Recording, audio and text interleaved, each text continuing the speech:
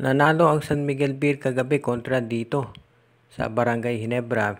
Lumamang sila ng 18 points pero nahabol din sila ng Gene Kings nung bandang huli. Medyo nakita natin dun dalawang bagay, no? Unang-una na foul trouble yung dalawang big men ng San Miguel, si Fajardo at si Tautua. Parehong na 4 fouls at naging malaking factor yan. At isa pa, nakita rin natin na ang San Miguel Beer talaga may problema dito sa power forward.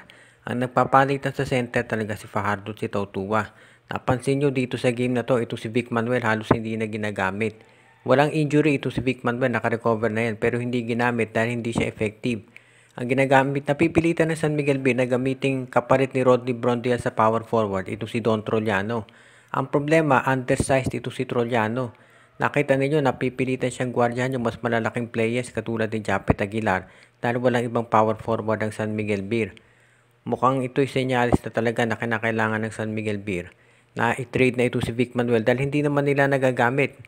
Pansinin ninyo, nung nagpo-post up si Vic Manuel, pinapabayaan na ng Ginebra. Pagtira nito ng mga jump shot, pinapabayaan nila dahil nga ito ay hindi na kasing effective katulad dun dati. Kaya sa tingin ko dapat na talagang i-trade ng SMB itong si Vic Manuel dahil hindi na nagagamit. Samantala naman, nakita rin natin na maganda talaga yung performance ng bench ng San Miguel Beer. Partikular na ito si Terence Romeo, Mo Tautua, Jericho Cruz at Don Trollano. Very reliable sila na nagde-deliver. Mabuti na lamang din na dumating kaagad yung mask para kay Junmar Fajardo doon sa game. Dahil medyo kung hindi raw nakarating on time, baka hindi nakapaglaro si Fajardo. At alam naman natin kung ano magiging epekto niyan kung wala si Junmar. In fairness, maganda nilaro ni Tautua kagabi. Yun nga lang, na foul trouble yung dalawang nabanggit na players. Sa ngayon, mukhang titignan natin kung anong adjustment nga gagawin ng SMB pagdating dito sa power forward issue nila. Ayon dito sa official roster lineup ng Manila Stars, ay maglalaro daw sa kanila ito si Greg Slaughter sa next season ng MPBL. Ibig sabihin nito, iintayin na lamang daw matapos yung kontrata nitong si Slaughter dito sa Japan at pagkatapos ay babalik na dito sa Pilipinas kung saan doon siya maglalaro. At dahil dyan, marami nagtatanong, ibig pa nitong sabihin, pagdating ng MPBL at nakapaglaro na doon si Slaughter, eventually babalik na ba yan sa PBA? Alam nating lahat na yung mga players na naglalaro sa MPBL usually, mga ex-professionals yan na nawala ng team sa PBA o gustong makabalik dito sa PBA. Alam natin matunog yung report na ito si Encho Serrano at si Arwin Santos babalik na yan dito sa PBA at maglalaro sa Converge Fiber Xers. Of course, yung rights ni Arwin nasa Northport at itong kay Serrano nasa Phoenix pero madali naman niyang i-buy out. Samantala, itong kay Greg Slaughter, kung babalik siya sa PBA, ang rights nito ay nasa Northport dahil yun ang tinuhuli niyang pinaglaruan. So, kinakailangan yung team na gustong kumuha sa kanya ay i-buy out ito.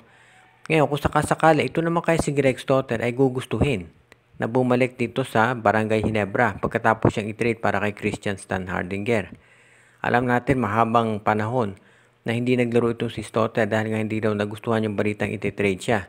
So, gusto kaya niyang bumalik doon sa team na nag-trade sa kanya. Hindi pa natin masasabi dahil sa ngayon, ang focus ni Greg Slaughter ay dito sa MPBL. Dahil yung performance niya dito ang magdedetermina kung siya ay makababalik pa o pag-iinteresan ng mga PBA teams. Alam natin may isa pang big man dyan to si Raba Aluseni naglalaro na rin dyan sa Manila Stars. Kaya dito natin makikita yung mga yan. Siyempre ang focus nila doon sa Manila Stars pero kapag gumanda performance nila baka mag-attract ng attention sa mga PBA teams. At sigurado ako itong Barangay Ginebra at yung ibang mga teams sa PBA ay pagmamasdang mabuti ang performance ni Greg Slaughter. Sa ngayon ay maganda ang nilalaro nitong NLEX Road Warriors. 4-1 ang record nila at marami nga nagsasabi na ito isa sa mga surprising leaders ngayong konferensya na ito. Ang tanong ngayon, itutuloy pa kaya ng management yung plano nila na palitan yung coach na si Frankie Lim para dito kay Jongwi Chico? Ever since kasi nung ma-appoint dito si Jongwi Chico na coach o na assistant coach dito sa lineup ng tinatawag nating NLEX Road Warriors, matunog na yung balita na ito ay magkakaroon eventually ng head coaching job dyan. So ito kaya ay matutuloy. Siyempre kung ikaw ang management ng Road Warriors, ayaw mo baguhin yung sitwasyon dyan. Dahil siyempre kung anong effective ngayon, yun ang iyong gagamitin.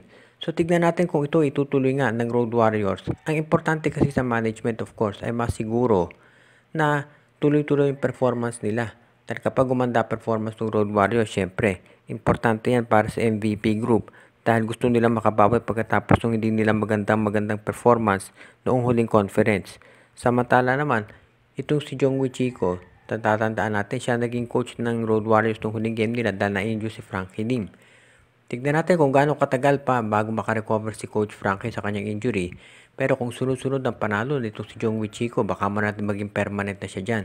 So tignan natin kung anong mangyayari dito. Pero ang maliwanag, itong Endless Road Warriors, talagang pinagbubuti nila yung performance nila. Unang-una, ang ganda ng nilalaro ni Robert Bolick, alam natin yan.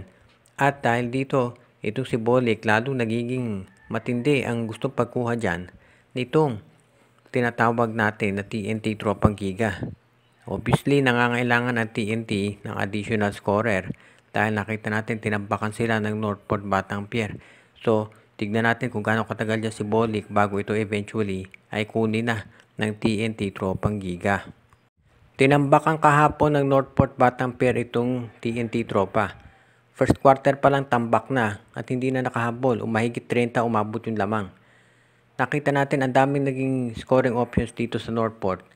At ang hirap kasi dito, ang dami nilang pwede dyan. Pwede si Tolentino, si Moonstone, si Navarro, si Lucero, si Bulanadi, si Calma, si Flores. Ang daming mga players na pwede magpilihan ng Northport na i-score sa kanila. Samantala naman, itong TNT halatang nagkulang sa scoring. Si RR Pugoy lang ang bumuhat. Si Brandon Canuelos Roser bumababa na ang performance. At dito natin nakikita talaga yung problema kung walang Mikey Williams. Ang naging issue dito sa TNT sa game nila kontra Northport, si RR Pugoy lang ang umiscore. Yung iba ko konti lang na-contribute. Kaya dito talagang tama yung sinabi ni Coach Chot Reyes na sinusubukan pa rin nilang ayusin yung contract situation kay Mikey. Dahil maliwanag dito sa game na to, kita natin, kinakailangan ng TNT yung scoring ni Mikey Williams. Kung hindi nila maayos yung problema kay Mikey, kailangan at least ma-trade nila ito. Dahil sobrang sayang kung basta na lamang nila ito hahayaang mawala nang hindi makakuha ng kapalit.